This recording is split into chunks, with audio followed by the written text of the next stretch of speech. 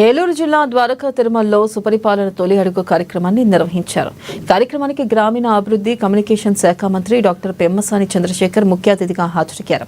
ఈ కార్యక్రమం ద్వారా పారదర్శక పాలన, వేగవంతమైన ప్రజాసేవలు, ప్రజల సమస్యలపై స్పందన, పలు కీలక అంశాలపై ప్రభుత్వం ప్రత్యేక దృష్టి పెట్టిందని పెమ్మసాని తెలిపారు. ఇక ప్రజల నుంచి ప్రత్యక్షంగా ఫీడ్బ్యాక్ తీసుకుని వారి అవసరాలను అనుగుణంగా పాలనను రూపుదిద్దేందుకు ఇది ఒక వేదికగా నిలవనుందని అన్నారు. ప్రతి పౌరుడి అభిప్రాయం తమకు ముఖ్యమని, ప్రజలు ఎదుర్కొంటున్న సమస్యలను అధికార యంత్రాంగం వెంటనే పరిష్కరించే విధంగా చర్యలు తీసుకుంటుందని కేంద్ర మంత్రి పెమ్మసాని హామీ ఇచ్చారు. గత హోంమంత్రిని 26,000 ఓట్ల మెజారిటీతో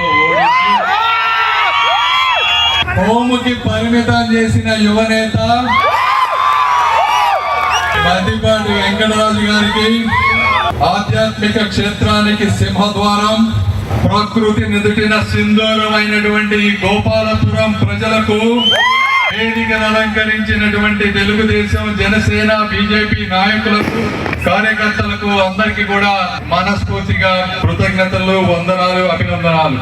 ఇప్పుడే వెంకటరాజు గారు చాలా క్లియర్ గా చెప్పారు ఈ రోజు గత సంవత్సరంలో ఏ విధంగా మనం చేస్తా ఉన్నామని.